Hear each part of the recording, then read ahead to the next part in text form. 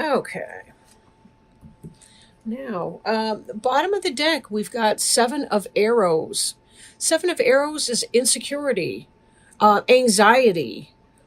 This is kind of head trip. If you'll look at, there's some kind of energy up here at the top of this person's crown chakra. There's arrows flying in. These look like ghosts and skeletons riding ghost horses. Again, that kind of plays in with the mind playing tricks on you, imagination. For some of you, it may be soundly based in other people, but typically this card indicates that there's something going on in your mind. Anxieties and insecurities about the way that you're thinking or processing your situation. Again, doesn't mean that there's not real stress going on, but it could be that you're playing a role in your emotional distress. It's a very human, very normal thing for us to do, but sometimes we can take the situation and make it even worse by the way we think about it. Arrows is the suit of air. So anytime you're dealing with the air suit, you're dealing with your thoughts, your logic, information, that sort of air elemental. So again, be careful how you're thinking about a situation. We see here up on our top row, we see responsibility, we see burden, we see issue, right? Having to do with the daily grind, the struggle of your day-to-day reality. This is a heavy burden. Typically, it relates to the hearth fires. It relates to the home. You see kind of the teepee here. This person's back is bent, but they're walking towards that. The responsibilities that you're taking on are because you're trying to take care of your home and your family life. Now, 10 indicates a sense of completion. So it could be that these are behind you. In the position it's in, it's kind of moving towards the past tense, but it's been something that's been on your mind. You've been focusing on your responsibilities because you've had a lot of things going on. With this card, there's also a sense, I shouldn't have put this stuff in the plants, I suppose, but it's whatever. I'm trying to use my light in this room better. It's not really working out all that well, but I can't do the lamp and the space heater at the same time, and it's freezing up here. Anyhow, we've got the Strength card. Strength is related to the Leo suit. Doesn't have to specifically be a Leo, but this is about strength of inner character. Inner character. So you've been coming from this period of time where you've been feeling burdened and having a lot of responsibility. There may be other options for you in how you're dealing. Tapping into that internal strength. Delegating. Sometimes, knowing which battle to fight is half the battle. You don't have to take on them all. Choose your battles wisely, and that can help you alleviate. I'm also feeling that for a lot of you, you may need to be delegating some of the responsibilities that you otherwise would do yourself. It may be better to ask or allow for your kids, your partner, whoever lives with you, to take on some of those responsibilities. Even if they don't do as well as you would do if you did it, it may not even matter in the long and short of it. People will get better at doing tasks the more practice they have with that. So be careful you're not overburdening yourself to take on somebody else's burdens. And then we see this energy of hearth fire. Again, that theme is mirrored from the responsibility card back here, where we had a sense of hearth fire issue. Strength and Leo, I will note, is associated with the heart chakra. So is the Eight of Wands hearth fire card. That's very much about heart chakra issues. So if you feel that you don't deserve to have your family help you with things, take on additional tasks and chores at home, or other types of responsibilities, that could be because you're having an issue with self-love. So self-love may be very important to examine at this point. You'll note that this cougar here, this mountain lion, is holding what looks like a bowl or a cup. The idea is it's about fulfilling yourself first. Because once you have enough in your cup can runneth over, and you can provide for other people. But if we don't fill our own cup first, we don't have anything for anyone else. And that can create pain and resentment heart chakra issue, pain and resentment, loathing, for those around us, even if we deny how angry we become at them. The denial of anger doesn't mean the absence of anger, and then we can have all kinds of issues. So be very careful that you're paying attention to your own needs as you're moving forward. Don't allow this sense of insecurity here to talk you out of your birthright for happiness.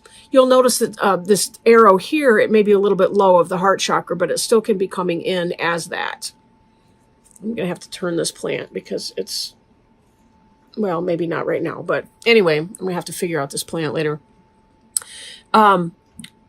So don't talk yourself into that. Examine the issues of heart. Where have your heart issues come from in the past? Like, where have you learned that your needs and desires don't matter or don't count, or that they have to take a back seat to the needs and demands of everyone else? That all plays into this responsibility card. And all the things that you've been doing here. Don't break your back because you're trying to deal with these issues. Note that the part where her back is bent, or his or her back is bent the most, is just opposite the heart.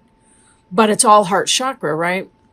So each of these cards is indicating the need for self-care, delegating responsibilities. Do not talk yourself out of that. Find that internal strength, right? Boundaries are important to set with other people. We're allowed, entitled. I strongly encourage you to set boundaries with other people. The fact is, if you, without boundaries, we would kill each other. I mean, it's a given, right? Imagine yourself on a road. You're driving down the street. Maybe it's usually a 3-lane road, and you've been on a road where they've just resurfaced, right? And they have no lines painted yet, and people are kind of all over. They have nowhere to go. Like they don't know how to drive on that. Usually I'm driving along thinking, come on, guys, it's not that hard to figure out. It's a 3-lane road, big deal. But the truth is, when we don't have those lines of boundary, those lines of distinction and differentiation, it becomes very, very confusing. We don't know where to go. Learning how to hear no, learning to speak no is some of the most amazing empowerment that you can do for yourself and for other people. We're going to hear no later in life. If it's your kids, they're going to hear no from their boss, from the college that they want to go to, from the teacher at school. They're going to hear no from their friends, parents. They're going to hear, we're all going to hear no for our entire lives. So we may as well learn how to hear it and how to be comfortable and how to accept that. And that's part of that experience. We teach others how to treat us. And part of the strength card too, and then I'll move on to some of these other cards here. Part of strength is that this isn't an act of physical violence that's going on. It's about, you can be quiet and assertive at the same time. You can hold fast to your no without having to rise to a level of inappropriate. You don't have to yell at people. You don't have to spank your kids. You don't have to do whatever to assert your no in that, right? There can be other ways to do that. Obviously, I can't get into a parental thing right now, but certainly seek assistance if you're not sure how to achieve some of the outcomes that you want, right, with that. Usually it's enough to withhold something that your kid likes, or to apply something that they like. Very, very basic behaviorism to encourage participation from the family. But you may have to have some community meetings to figure out what that means. So don't be afraid to come into your power, because when you assert your power, you're modeling strong assertion to other people. It does not mean that you're taking their power away. You're just saying, look, this is where I end and you begin, and you're not allowed to cross over into that line. Oh, okay. Now, for those of you that have been going through your wheel is turning, right? This Wheel of Fortune card here indicates for us that the cycle is turning, that the fates play a hand. These 3 down here, these 3 figures are the fates. And they are weaving your future life, right? They have a role in that. You also have a role in your life, in the choices that you make. Just as we teach others how to treat us, sometimes we're not sure how our life is, or we're not positive the larger picture of our life. But we have to kind of look back at our life. We sort of have to look backwards to be able to see where we've been and find out what the direction is to that. And there can be that sense of blindness, like I don't really know where I'm going or what I'm doing. But it's sometimes is easiest when we look back and reflect, and certainly take that time to do that. That's all part of it. Looking and seeing where we've gone, knowing that there's a balance to the things that we do, that there are things that are beyond our control. But this Wheel of Fortune card tends to be about good luck, fate taking a hand. If it's meant for you, it will happen. You will not miss the opportunities that are destined for you. That's what destiny means. Sometimes we can slow a process down, but eventually we will get to our destiny because it's just the way that it's supposed to be. So this is all part of that. But something is taking a hand in it. The fates are taking a hand in your future and what's going to be kind of playing out. Now, this Page of Wands here is called a stoat. A stoat is a mustelid, which is a member of the mink family. They're the musk-producing mammals, like minks and weasels and that sort of thing. Page of Wands is fire. So that can be kind of that Aries, Leo, Sagittarius energy. But it tends to be some kind of passion that's coming into action. For some of you, if we're looking at a career thing, and I do want to bring in our Knight of Wands, which is Fox, this is a progression. Some kind of fate comes into play, and something that you've been feeling passionate about, that you've been wanting to get in motion in the way of either relationship, a new relationship, or it could be a new passionate start in your business, whatever life phase you're in right now. Fate is playing a hand, and you're seeing this develop. From the Page of Wands, the communication that's coming in, some kind of passion that you're putting into action, and then Knight is really the one that's got the energy to make it happen. So this is a progression. This is about something that's manifesting for you, that you feel very passionate about, that has your fire energy up. Because again, that's what Wands is all about, fire energy. And Wheel of Fortune indicates that it's fated to happen. You guys have been patiently waiting. If I remember from your last reading that I did, something was delayed coming in. This looks to me exactly as though, I love this plant, but it's grown big, like even in the 2 weeks since the last reading. But anyhow, something that you've been passionate about is coming in. And there's no question about that. Now, the Knight of Wands there, the fox, kind of looking towards the rear. That to me has to do with the Wheel of Fortune, how we look back on our life and we see the patterns like, oh yeah. So there may be a little bit of that element as well that's coming in. And then interestingly enough, we do have the Queen of Wands, but we'll get into that coming up here in a moment. Three of Cups, joy, celebration, right? These cranes, they're about, their mastery of the earth element, which is getting things started, the jots and tittles, the accounting, the bean counter type stuff. There are also water, they receive nutrition from the water in that they fish and they pull up their food from inside the water. That's why they have these long wading legs, but they can also fly. So they're a really great balance between those three elements there. Perfect to grace our Three of Cups card.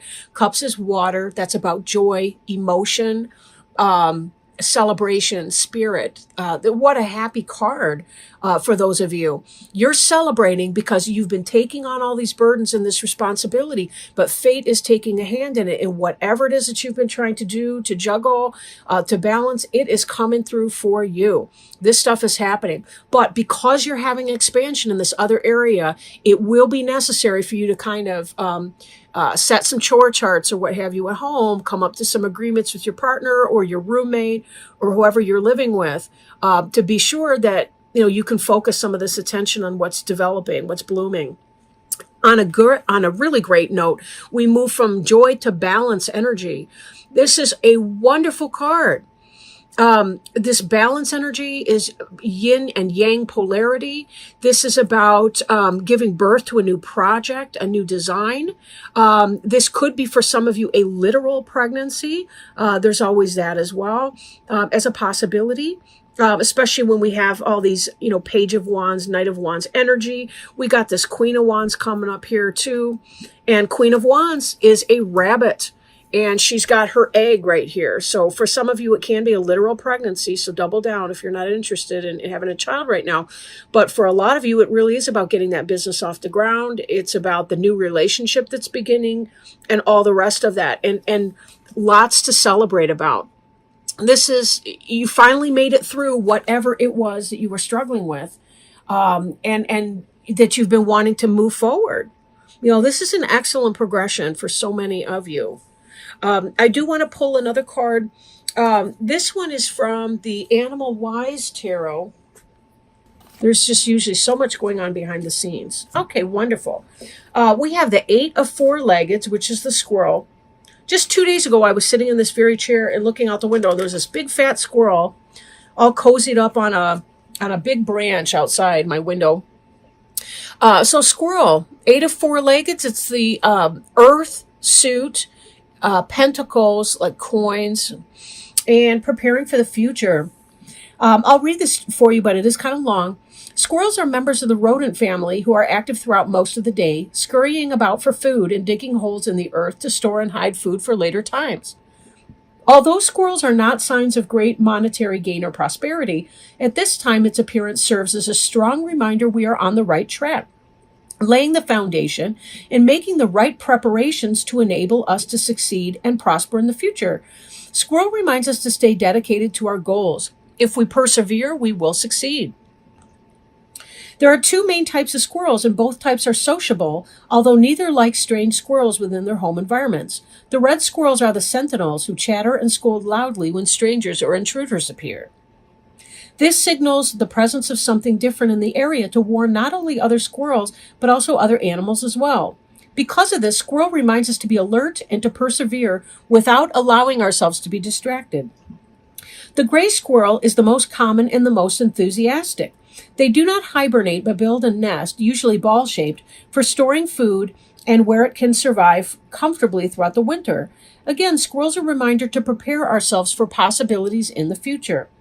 All squirrels are very communicative with loud chatter, whether playing or sending out warnings. They also have a subtle body language, using their tails to communicate messages as well. When squirrel appears, it is a reminder to develop our communication skills because these must be an important part of our preparations. Again, this makes me think of before when we're talking about responsibility and strength and hearthfire, and taking that information to communicate to your family what your needs are and how they need to help chip in as you're beginning to get your new endeavor up and underway. Questions to ask. Are we looking for shortcuts or a fast food approach to success? Are we looking for the quick and easy? Are we not making proper preparations? Are we too active or too busy, manifesting workaholic energy? Are we not really planning for the future? Are we too erratic in our activities, running to and fro and not really accomplishing anything? Do we need to save at this time? Right? So these are some questions to ask, anytime that you come into squirrel energy, because they really do have that groundwork that they're laying, right? And that's what you've been seeing here. So it's kind of like when you take a few steps right now, it'll save you some steps in the future. There was an old saying, a stitch in time saves 9, meaning you notice a small tear, sew it up right now because it'll take a stitch or 2 instead of having to redo the entire coat later on when it's lying in threads on the floor.